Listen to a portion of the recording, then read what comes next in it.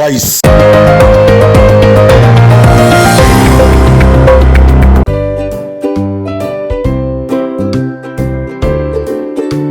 கோவையில் கல்ருட் குழுமம் சர்வதேச தகவல் தொழில்நுட்ப மையம் துவக்கம். 10.8 பில்லியன் யூரோ மதிப்புமிக்க 4 நாடுகளில் 33,000க்கும் மேற்பட்ட பணியாளர்களை கொண்ட நிறுவனம் தனது 2வது சர்வதேச மையத்தை கோவையில் சரவணம்பட்டி KTC டெக் பார்க் வளாகத்தில் துவக்குகிறது. இந்நிறுவனம் பெல்ஜியம், பிரான்ஸ் உள்ளிட்ட இடங்களில் 750 சில்லறை விற்பனை மையங்களை கொண்டு உணவு அல்லாத துறை, உடல் நலம் மற்றும் ஆரோக்கியம், மொபிலிட்டியில் சேவை மற்றும் தயாரிப்புகளை பல்வேறு பிராண்டுகளில் அளித்து வருகிறது.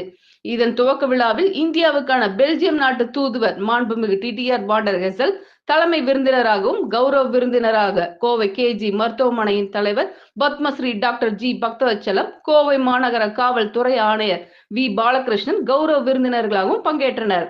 நிகழ்வில் கல்ருட் குழுமத்தின் தலைமை செயல் அதிகாரி பீட்டர் வான் பெலிங்கன் மற்றும் இந்தியாவின் கல்ருட் குழுமத்தின் தலைவர், நிர்வாக இயக்குனர் Hari Subramanian, KGISL CMD Ashok Bakthavachalam, Epica automation தலைவர் அர்ஜுன் பிரகாஷ், குவாட்ரா சிஸ்டம்ஸ் இணை நிறுவனர் பிரசாந்த் சுப்பிரமணியன், சிஎஜர் ஸ்பின்டெக் நிர்வாக இயக்குனர் G ராதாகிருஷ்ணன், நாஸ்காம் தமிழ்நாடு கர்நாடகா மண்டல இயக்குனர் பாஸ்கர் வர்மா, மேலும் இந்திய தொழில் கூட்டமைப்பு, நாஸ்காம் மற்றும் பல கல்வி நிறுவனத்தின் முக்கிய பிரமுகர்கள் உட்பட ஏராளமானவர்கள் கலந்து கொண்டனர்.